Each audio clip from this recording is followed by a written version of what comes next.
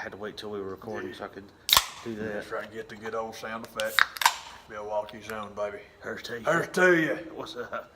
I'm Jared, by the way. I'm Josh. Before I dig into this thing, I figured we better do introductions, man. That's how we do things? Mm-hmm. Man. It's one of those nights when there's nothing to talk about, so this is the night and you just click it and we just dance. That's what we're going to do. The River Light Shuffle. It's going to be the Bud Bowl going on over here. Yeah, seriously. Not a whole lot happening this week. Yeah, man, me too. I haven't really done much, too terribly much of anything, man. Just, same old stuff, video games. And what have I been watching? As I put on, I know I told you, I'm doing Miss Maisel. I swear to God, I'm going to do it. I've just kind of hit a wall, and I need to, I've been told I need to power through, and if I've already said this on the show, I apologize. I've already told you. I don't think we discussed it, but, I haven't seen any of it. I want to. Yeah, man. I saw it won another award the other week because I'll get around to it. That's the thing is I'm only doing it now because I've still got the free hookup thing, and so I'm like, man, you got to get on it. You got to watch that. Excuse me, I've enjoyed it, but I haven't caught fire with it yet. Mm-hmm. And I want to, and I've heard that the second season is it. So I was like, man, got to keep going. Got to get through one so you can get to two. But even that lately, I've been, doing more just podcast and listening to shows. And I have this little nightly routine pretty much. I go and play video games and I'll listen to different basic rundown, usually politics stuff. Anymore, they're all so repetitive and so silly. Sometimes you can find information. Anymore, it's just it's all Donald all the time now, and it's okay. I mean, I think the Donnie show. Yeah, as a country, we're gonna get that one whether you're interested or not. I was kind of hoping to find out. The last, the last interesting thing that was discussed was how, and I know that people that feel the way I do about politics are not supposed to say mean things about Nancy Pelosi out loud, but the fact that her first order of business was to put Pego back in the budget, I'm like, y'all talk all that stuff you want to about she's leading the way for left politics. You are out of your mind. She is a California Republican. They grow them different out there. Mm-hmm. But dude, it's the most ridiculous thing. Basically, the Pego thing is looking at people like Ocasio-Cortez and saying wave your arms all you want to, you're not getting any money. And it stinks because I really like the progressive part of the Democratic Party. I actually enjoy. I'm looking forward, actually, me personally, I am hoping that we're rounding a corner where people like Ocasio-Cortez, Bernie Sanders, Tulsi Gabbard, I'm hoping that we're within a decade to where folks like that don't have to pretend to be Democrats, because they're not. They are not. Democrats now are what Republicans were 10 years ago. Republicans now are basically Franconian fascist. I mean, they've gone so far off, and we've talked about it before. They have no pride. It's not an insult when you say that. I've said that before. It's a strange thing. Maybe it's a philosophy that I have. If somebody calls you a racist in anger, it's not a compliment, but in a weird angle, from a weird angle, it is. Because if people think you can be insulted by being called that, maybe it means they don't actually think that about you. Because I despise the notion of being thought racist. People that are racist don't care. Does not bother them. And so it's kind of the thing, a lot of Republicans have just grabbed hold of that and run with it, because it's hey man, I'm not running again anyway. I'm retiring. I'm done. Say whatever you want. And I could be totally wrong about all that stuff, but what I'm hoping is all this, Bernie Sanders isn't really a Democrat. You're right, he ain't. And I'm hoping that maybe eventually, by the time AOC is ready to run for the White House, maybe she won't have to pretend to be a Democrat anymore. Mm-hmm. I mean to get off on all this, but that's what I do. I sit and I used to anyway. Now, again, they're all the same thing now. But the Pego thing was the last thing I heard, and I'm like, if you actually follow this crap and you know anything about Nancy, her putting genuine Tea Party-style legislation on the table, it should not surprise you a bit. Dadgummit. That's one of the I don't know. Well, one of the things that makes me want to check out the Mrs. Maisel show as much as I do is because usually the recommendation comes from comedians that I really like, and most of the comedians whose podcasts I listen to, they pump it up so much. I'm like, how much of this is you really liking the show, or just wanting to promote it so that they'll put me on. Is Jeff Bezos cutting you a check? Yeah. It's a cool show. I really dig it. The thing that I like about it thus far is it's a strange thing because I like comedy a lot, but stand-up is really not my thing. And all of the like club stuff and the stand-up stuff is really not my thing. But everything else is awesome. Like the lady that runs the club that kind of becomes her manager, all their stuff is real cool. Yeah. Their relationship is good. The stuff with her and her husband is the prick from Adventureland that kind of high and dries Jesse Eisenberg. Okay. Kid's good at playing a jerk, man, and he does a good job there. All the stuff with the parents, it's just weird. Like all the interaction stuff, I really like. And there's a couple of especially in the second episode. It sounds crazy to be talking about it so early, but there's this one scene at the beginning of the second episode, and it's hard for me to explain why it jumped out so much, but just the way it's shot and the way it's edited, especially around the conversations. Because honest to God, man, it's her and a friend of hers in an exercise class and they're having this conversation. It's like this and nobody comes up for air at all. And it just runs and runs and runs and runs and runs. And it's got all these cuts and all these changes. And it's really clever and very impressive. Like, I don't know how in the world you would ever, okay, we got it, it's cool. Is this like an exercise, or how do you script this out? How much of it was scripted, you know? It's crazy. It's like, man, I don't know how you possibly would put this together editing. It was really impressive. It's a silly thing, and it's quite funny just because, did you guys see the new Pee Wee Herman thing on Netflix? I didn't get around to that. It's quite interesting, and it's fun just because it's Pee Wee, but there's this one thing in it in particular, man. It's this scene where he has this balloon, and he's like deflating the balloon, and it just makes this weird little squeaky balloon sound. And the reason it's funny is because it's one take, and it's literally Paul Rubens just emptying this balloon, and it goes on forever. It's the thing that we talk about with the Silence of the Lambs song and the Hulk Hogan, I don't know about that brother song, where it just, there are certain jokes that it's just the same thing forever, and I can't explain why, but it makes me laugh. Like, I think it's funny, man. Wait. Oh, wait. Oh, wait. I don't know why. I laugh every time, man. What is wrong with me, man? Why is this still funny? Anyway, that's really sidetracky stuff. Yeah, it's like they can't possibly. They're doing this again. They just start cracking up, man. But I think I'm barely into the first season, man. But I shouldn't say halfway. You know, maybe rounding the bend. But it is totally worth checking out, man. It's cool in the sense that I like what I've seen, but I'm looking more forward to where it's going. The only thing in it that I'm not wild about is, again, it's not anybody's fault. It's just the way I'm just not a huge stand-up comedy fan. Yeah. And I wish that instead of, and maybe every word of this is like red letter true, but I wish that instead of making Lenny Bruce the coolest guy ever, I kind of wish that they would have just used elements and just changed the name. Yeah. Archetypes work a lot better for that kind of stuff than going over the moon with hero worship. I don't know. It just seemed like, and that's probably on me too, because I'm not a huge Lenny Bruce guy. It's weird because the thing is, I always hear Lenny thrown out with like Richard. Don't put this character in the show knowing that he never did. It was strange, and I feel really hypocritical saying it, because with things like Midnight in Paris, I know I'm never supposed to watch anything Woody Allen ever again, but Midnight in Paris is fantastic. That's an awesome movie, and when they do it in that, I'm okay with it. When they put real people in that, I had no problem with it. And it's hypocritical, but at the same time, I just think it would have worked a lot better. You get the young, good-looking Jewish guy who curses on stage, everyone's going to know who you're talking about. Yeah. You don't have to call him Lenny Bruce and have him bail her out of jail and have him hang out with the jazz musicians, have him be the coolest cat that ever lived. It just seemed, I don't know why it struck me wrong, but at the same time, I'm not a huge Lenny guy. It seems like it works better in a movie. Like, it can be kind of one and done, but if it's a series and this is a character that's going to be around for a lot longer, then it's like I don't buy it as much. And it's not, at least with a series you could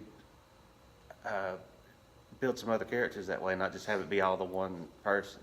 I think that's a great point, is that because it really is the first time they do it, it's like, oh, okay, that's cool. And it's the second time he shows up. I think you nailed it. I think that's totally like, well, we're doing this again.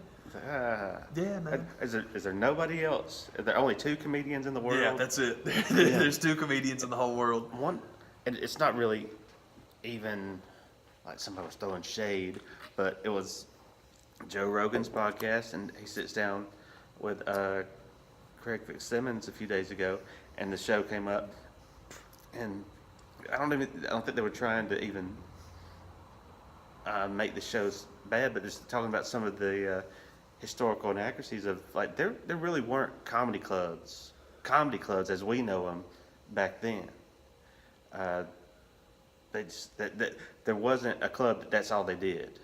You had to have comedians go up at poetry nights or open mic nights or between burlesque acts and things like that. So and I think they did a little bit of that in the show, but they felt like there wasn't as many comedy clubs as they try to make it sound like they were back in that time. They did do a nice job with the main performance spot, because that's one of the ways, like whenever they go during the day and stuff like that, like with the main, not the main, but the the manager, the girl I was talking about earlier, that's her manager.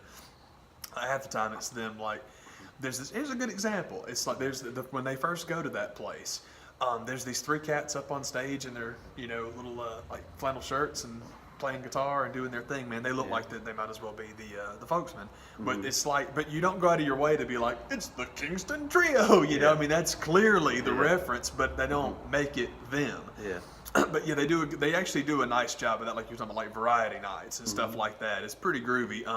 My only issue with the stand-up stuff, man, is it's cruddy. I mean, it's a garbage problem, especially not being further along than I am. But the very first time in the show that she does the stand-up act, she's like 3 sheets to the wind. Cool, people are different that way. But there are several other times when it comes to jump on the microphone, and it's so measured. I mean, she's supposed to be starting. The lady that wants to turn her into a comic, it's like, and they do a really good episode of that with Wallace Shawn. It's like so embarrassing. That episode's hard to watch, but it's supposed to be. But it's like the act is already this razor sharp thing, and then it's like, hey, I'm just a housewife. I don't know anything about this. Like, pick a lane. You decide if this is going to be someone that is naturally this good at it, you can do that. But it's just every single time, kick it, boom, boom, boom, boom, boom, and then say a couple of curse words and woohoo. And it's just the same things that I don't like about stand-up comedy, which is odd. I was talking about Lenny Bruce earlier. And the thing with Lenny is Lenny and Richard Pryor are always compared to each other. And I will tell you the difference for me. Curse words are not inherently funny. But if you say them the right way, they're hilarious. Curse words are like any other word, man. And that's my thing with guys like Richard Pryor, guys like Eddie Murphy, man. Eddie Murphy cursing is not what's funny. It's the way the man says anything. Eddie'd go on stage and say his name 22 times and I would laugh, because it's just the way he says things. It's the exact same deal. We talk about it all the time with like South Park. It's never what anybody says. It's never fart jokes or, it's never that stuff. It's the way the voices those guys do it in. That's what I love that stuff. And that was always my difference between Richard and Lenny. Lenny just has that bored, way too cool white guy thing, man, who says F this and screw that and dick, cock, la, la, la, and it's just not my thing. Where Richard, totally different. Cadence is different, rhythm is different, delivery is different, and that's totally the difference, man. It's not, like even I say it now with like comics now, man, blue material doesn't bother me. It's just like, God, are we going to talk about this chick that you bagged in Vegas again? Yeah. The first 3 guys talked about that, man. At least switch it up. Like, what's his name? Ron Swanson, the real guy. His stand-up act is awesome because the delivery is so different, man. It's just, he says the same stuff everybody else says, man, but I like his voice. I think there's something to be said of the way certain things are said. That's what I'm going to remember. Oh yeah. It's one extreme or the other. Either so you said it in a funny way that makes me remember it, or you said something not necessarily funny, but something really, really smart. Sure. One of those two is what will make me recall it and remember it. But just something having a F-bomb in it or whatever, it's just like it's take it or leave it. Yeah, especially in comedy clubs. It's like, how in the world can this still be cutting edge crap in a comedy club? All people do is sit around and drink these and listen to people talk. Like, I've only ever been to a couple of shows because, again, it's not really my thing. But I saw Stephen Wright once because it's Stephen Wright. Yeah. And then I saw Maria, which, of course, if you watch the show, Maria Bamford I absolutely love. She's great because there's nothing else like that. And it's cool. This is like one of mine and Jared's things that we have several things we've had in common for a long, long time. But comedians of comedy, man. We're Oh, sitting there yes. watching. We're sitting there watching that show, and it's cool. There's a lot of good people on it. But the second she showed up, both of us are like, That's the one. "This is it. Yeah. This is the thing, man." Yeah. But it was her, and it was Jackie Cation was there, who I love because it's just Jackie Cation is a very, very neat study in. It's kind of where, oh, for Pete's sake, Gaffigan talks about fast food. Jackie Cation talks about fantasy novels and just being into genuine dork culture, like the real thing, man. This is the girl that hung out and read books because that's what she did. It's just very cool, and there's something really honest about it. And her podcast is called The Dork Forest. I cannot recommend it highly enough because primarily it's just her talking about stuff that she's into, talking to somebody else about something they're really into, and more times than not it's just her listening to them talk about it. And it's cool because she's got this like real, if she's into it, great, and if she's not, she's into that you're into it. It's a cool show, Dork Forest. It's really, really good. Anyway, sorry, got way sidetracked, but yeah, that's the one thing about it that, I don't mean to kill Lenny. It's just that, again, the archetype of Lenny Bruce would have worked fine. Mm-hmm. But yeah, it's like I think I just need to watch more of it because so far I've seen, I don't know, she's done 3 or 4 different shows and stuff like that, and it's very, very rehearsed and very tight, and it's like, man, she's performing like a performer, and she's supposed to be a natural great, but stop leaving out all that. This isn't even what I do. I'm a mother of 2 for Pete's sake. Yeah. I don't know. It's frustrating me, but at the same time, I probably haven't given it enough time. And everybody's cool. Oh man, everybody, like, there's a lot of just performances and just casting. Like, yeah, this is cool, man. Right on. Yeah, man. I'll definitely. That's on high on my list of stuff to check out. I'll get around to that one pretty soon. Man, I guess remembering in order some of the big news that came down this week. I guess starting off Tuesday, you had the big announcement. Yeah.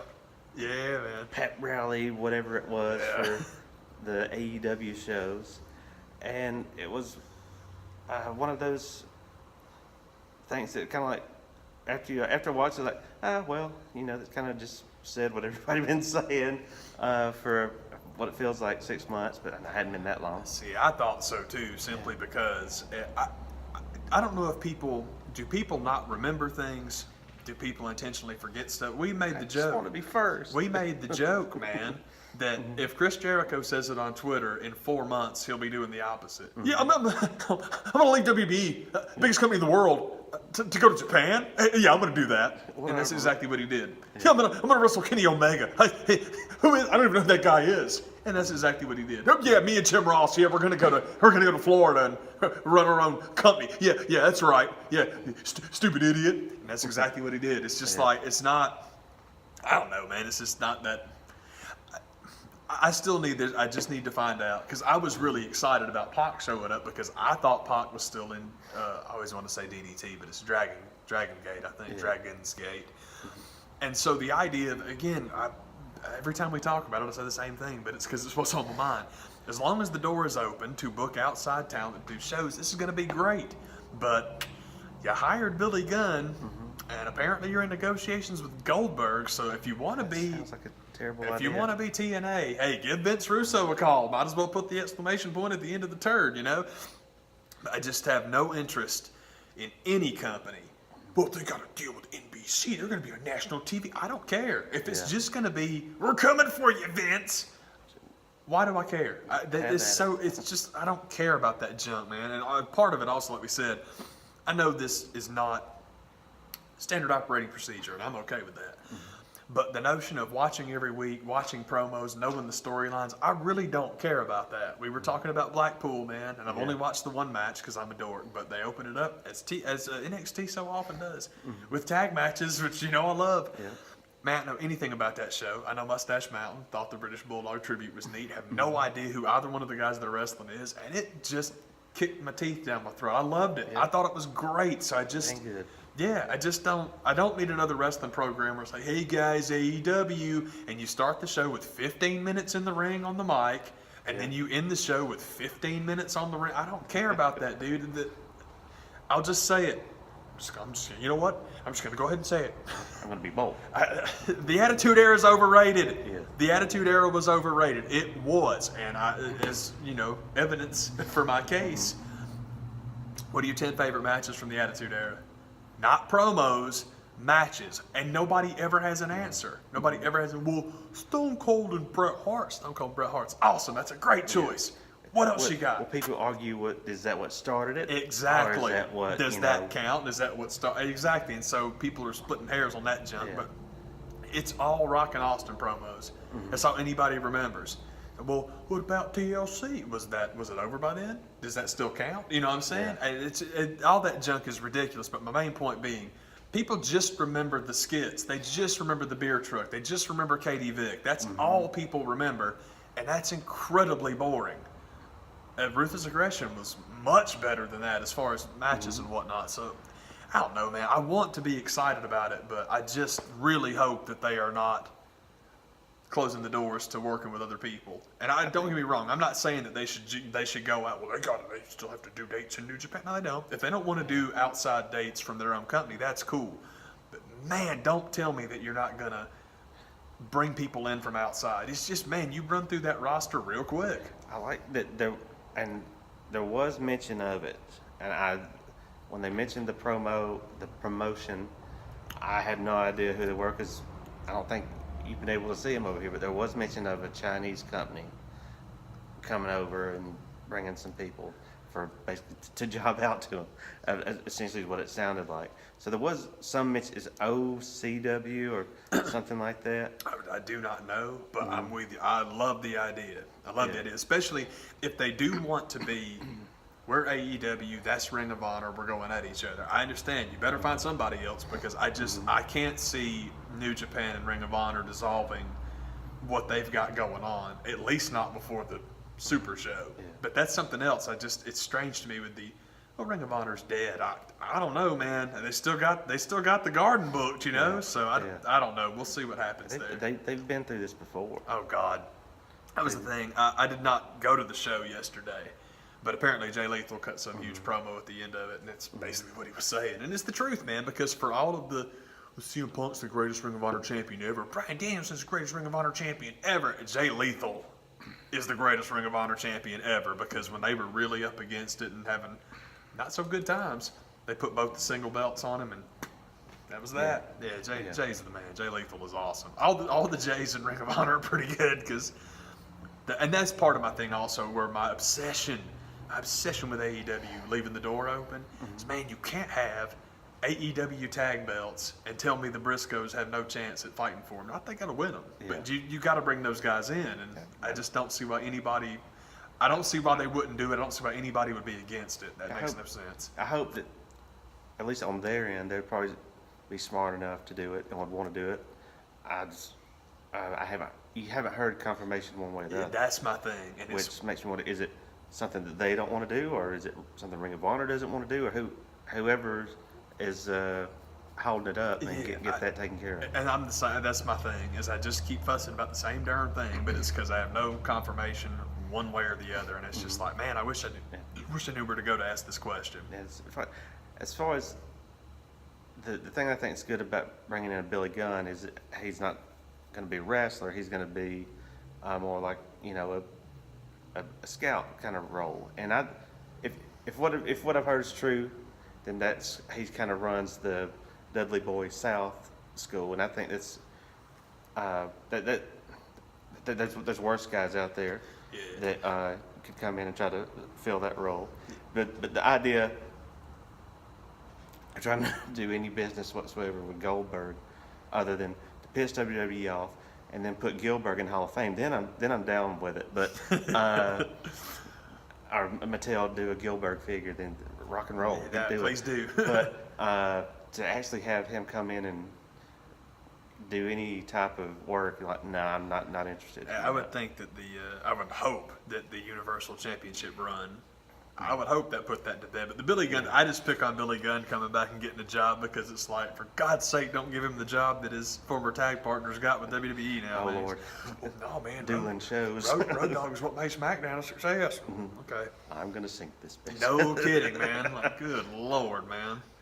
I thought it was kind of fun. Of all the people that showed up, the one guy in his gear is Pac, Neville showed up in his gear.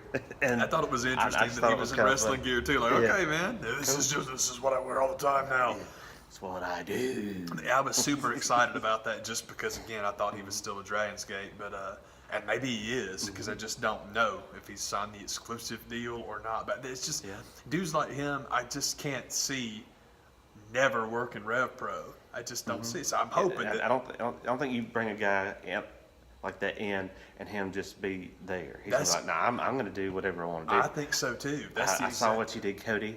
I'm doing that. I'm doing that. See, I thought the same thing. That's kind of where I'm at on the whole thing. Is like Cody Rhodes didn't Hopefully sign. that's their way of showing like we're willing to do whatever it takes. Exactly. That's what I was hoping. But see, that's what I first thought. Like, oh God, this is going to be great. And then people put the roster up and he's on it, and I'm like, well, now I don't know what to believe. But I'm with you. I'm hoping that I just can't imagine him putting the brakes on anybody because it's like.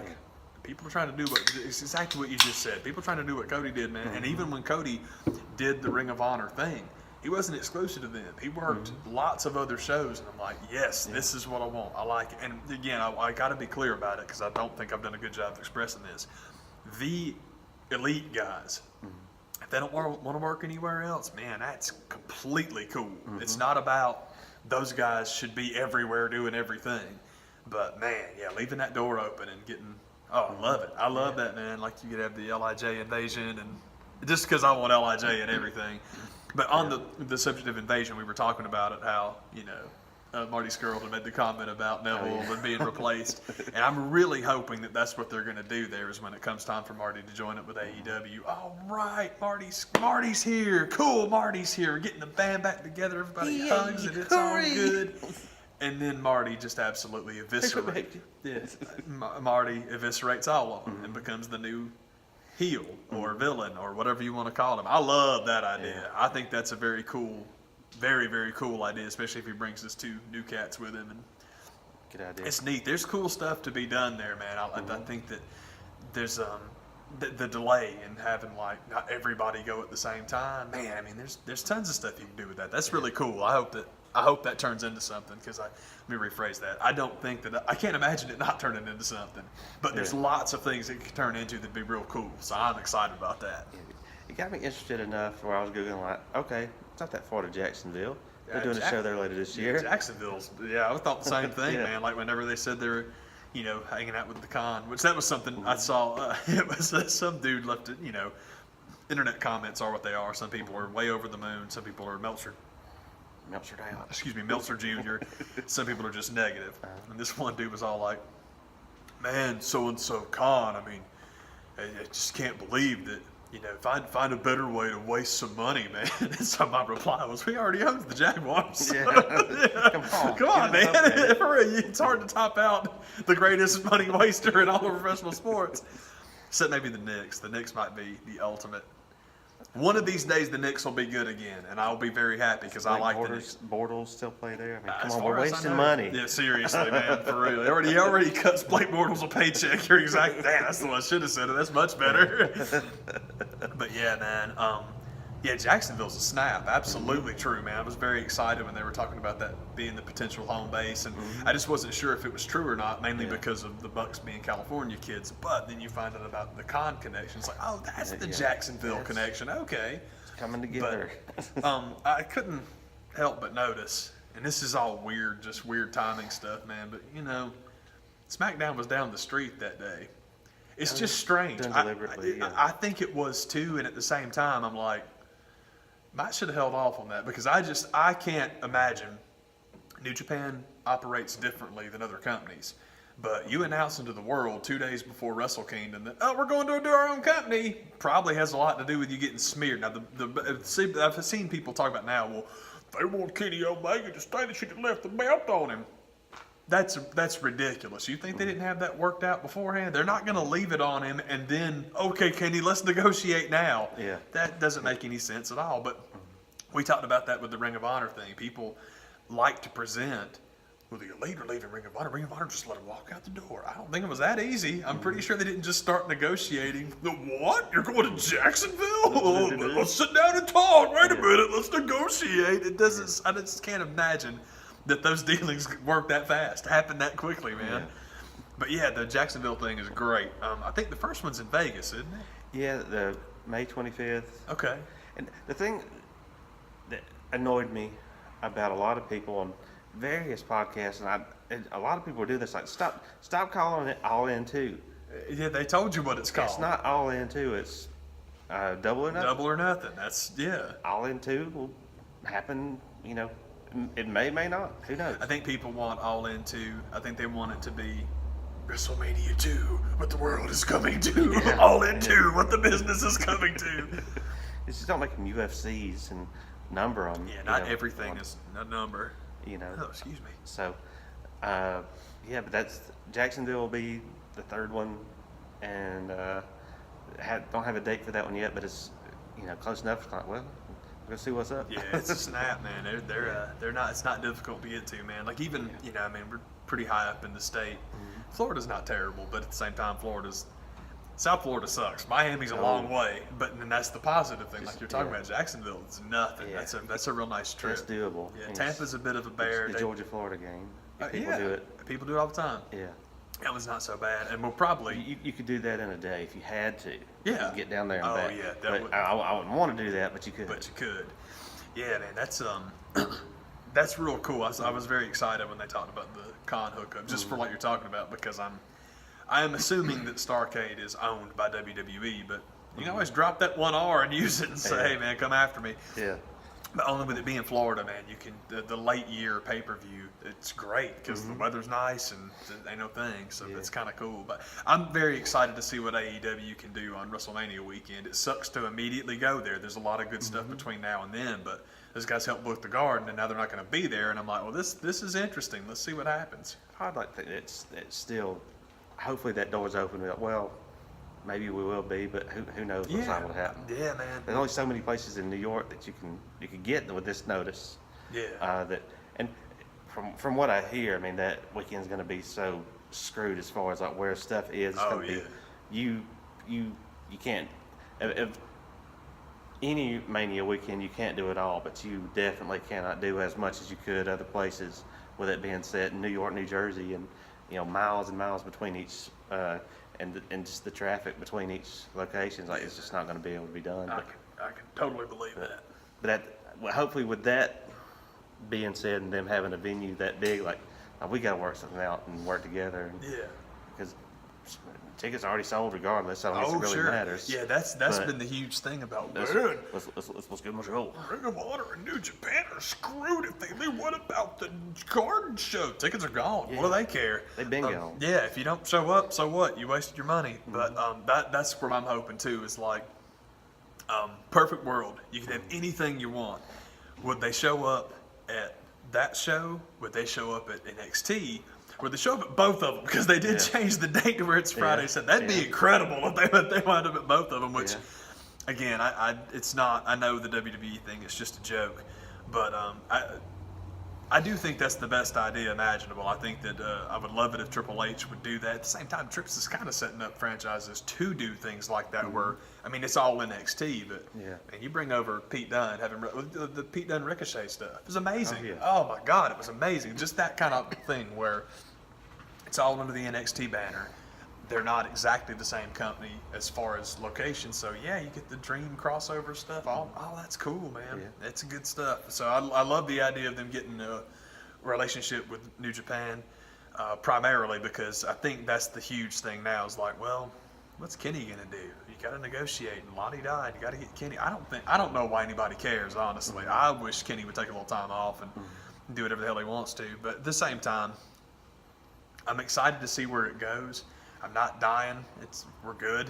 Good. But it's until I see it, I'm just not going to believe much of what I hear. Until I see him show up somewhere, even then I'll be like, well, okay, that happened. It happened. Yeah. Well, if we're talking about like the big company, my thing with Kenny going to WWE is like anybody else going there. So what? It's like getting called up from NXT. How often does that work out? Yeah.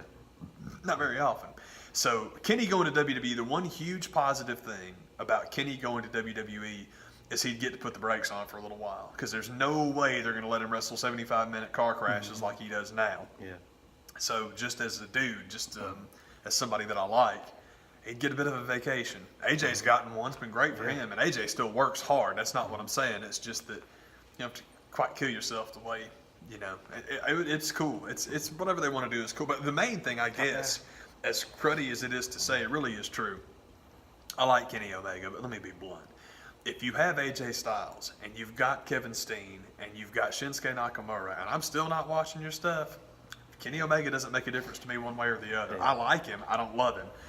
With Kenny and the Bucks, all those guys, really, it matters who they're in there with. That's why that's the way I try to answer who is your favorite pro wrestler, as far as like who are you excited about when you see their name on the card and it doesn't matter what else it says. Naito's like that. Really, LIJ is pretty much like that top to bottom, but definitely Naito and definitely Bushi. I love both those guys. And Hiromu is the best of all of them if he can come back. And if he can't, that's okay. Hey, I remember. I still got it on the DVR. It's all good. And Jay and Mark Briscoe would be my guys here because it just doesn't matter. It doesn't matter. I need to find out, by the way, they wrestled Best Friends last night. And I feel bad having the Briscoes in town with the tag straps and defending them and not going. But I was telling the man, I had just the strange experience. I've had a lot of fun going to the Ring of Honor shows at Center Stage, and I really feel like a piece of crap for not going when the Bullet Club's not there anymore. Because, well, it was never about that. Yeah. But it just, it's just a cruddy coincidence. But my thing is, I start watching the playback on TV, and it's like, oh yeah, you were there, and that's a crappy feeling, man. Like, dude, if I don't remember it. Why are you going? Yeah. You know what I'm saying? The TV tapings are a lot of fun, but it's just it's my thing with Blackpool, and I only watched the one match, but every time I pause it to talk and all that stuff, it's like 2.5 hours. I'm like, right on. That's what I'm talking about. Those TV tapings are like 4 hours. They take a long time, and I've never understood doing a TV show sequentially. It makes no sense to me because by the time you get to the main event, we talked about it, man, by the time you get to that main event, there's a lot of people that go for that second intermission where Matt and Nick are signing children and underwear and stamps and whatever else you want them to sign, and then people hit the door. Yeah. So you get the main event match and the building's half empty and there's no reaction. There's no reaction because everybody's tired as hell, because the thing about Center Stage is even the one yesterday would have been a lot better. The January show is not as bad, but it's still a television studio. There's no air conditioning. It's a hot building. That's in January. You go in August. Oh my God. Jay Lethal and Jonathan Gresham had an Iron Man match at one of the shows we went to. I can't believe they didn't die, because it was like middle of summer in Georgia, and they're like, yeah, Iron Man, no problem. I'm like, good God, it is so miserable in that building. But because of that, you get very tired. You get very hot, you get very tired, you get very quiet. So I'm like, man, why don't you come out and film the main events first? The crowds are still alive. It's a tape. It's a TV tape. You're going to edit it anyway. Cut it up anyway. Yes, exactly. I'm like, man, I just don't understand why people wouldn't want to do that. It makes plenty of sense to me. I think so too, man. Everybody's all hot. Whoa, hot. I guess they're afraid that the same thing would happen regardless. Is it, if you do main events first and then still the building would empty, but like, man, I think it would surprise you. I really do. I think people would still stick around, and also it just tells you the way to edit it and put it together, because it's like it looks like more people as you get through your up to your main event. It looks like more people came in. Oh, they're coming in, brother. Yeah, man. Sheet ready, man. Packing the house. Walk up sales, baby. I guess the one thing I'll say about Blackpool is heck of a show, brother. I really enjoyed it. Thought it was cool. It sticks with the NXT. I guess you want to say tradition of being really good, but good. You get to the main event and maybe went a few minutes over, and there's a particular thing that happens that makes me think, well, maybe they had to do that because I think this one particular spot just didn't work, and then they went to do it again, it didn't work. And when something doesn't happen the second time, it makes you think, well, was that the plan all along? But it left me feeling like, okay, well, this is building up, and it just the main events are okay. It's like this just kind of feels like it's kind of running long. But that's the only time I've ever felt that watching it seems as the first NXT UK takeover, but it wasn't terrible. But that was the one. It's not even a criticism. It's one of those things that kind of, I don't see how anybody can watch that match and it not feel that way. Yeah, I can dig it, man. But you had the big surprise at the end, and one of the things that I spoiled it for myself. I went and watched. What I scrolled and saw what happened before I watched it. This is something that I do now. And then what was funny is it felt kind of like as the show was running on, like, are they even going to get to it, or am I going to get to see it watching this? And then I got to see it, and I was like, oh, now I feel better. Because it felt like the match was running over. Then you see like the little thing come up over here in the corner, and you're like, they only got to see that for the people in the house. All this sucks. Then it happens like, oh, thank God. Oh, man. Oh, my God. Oh, I can sleep now. Oh, God. He's there. I would have loved it. I would have loved to have. I thought about this. Like, how cool would it have been to have run like the counter to basically just point out the fact that you can't spell Walter without AEW, and just get people thinking along those lines. And here he comes. That's great. But I'm looking forward to that. Again, I've seen the opening match because I'm a freak for tag teams, and I loved it. I'm gonna go home and watch the rest of it tonight. It's gonna be good. But Hella good. yeah, I'm excited, man. What did I see recently? It was they had a 4-way to determine who. It was for Pete's sake, Matt Taven came out and did the Matt Taven thing where he's like everybody else. He just comes out and does his little insult comic stuff, but he's actually quite good at delivering it, and he had a fantastic line. He's out there talking to, it's basically winner becomes #1 contender for Jay Lethal's belt. And it was Marty Scurll and, for Pete's sake, Dalton Castle, Flip Gordon, and, man, I can't remember who the 4 of those. Oh, it was Alex Shelley. Oh, I'm sorry, Chris Sabin. I do that all the time, man. It's like, whenever I say Alex Shelley, I remember what he looks like. But no, the other one. Yeah. Chris Sabin. So they're out there and they have their match and it's all good. And I bring it up for one very specific reason. Well, 2 reasons. Taven got a stupid little burn in on Flip Gordon at the beginning of the match, but I loved it because I despise Flip Gordon. But he was basically talking about, he's giving them all crap for like, why are any of you getting a shot at my Ring of Honor championship? None of you deserve it. This is all ridiculous. He just starts going to the line like Chris Sabin, if this was 2009 when you were relevant, maybe, that kind of stuff. And then poor Dalton Castle, who everybody kills for just being wrapped up like a mummy every match he's in now. Yeah. But his thing with Flip Gordon was like, you literally went on a boat and you won a tournament when everybody else was on vacation. That's fantastic. But I got to tell you, it is nice to see you again, considering the last 7 months you've had your head up the Young Bucks' asses. So, nice to see your face again, kid. I'm like, good for you guys, man.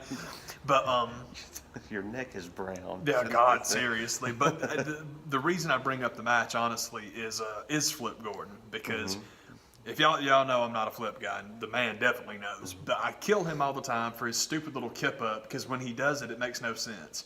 And in this match, he worked it in for the first time ever in a cool and clever and useful way. And I've killed him for it so much, and I was happy to see it used in a neat way. I still don't like his style, but that's okay. This one thing has driven me nuts.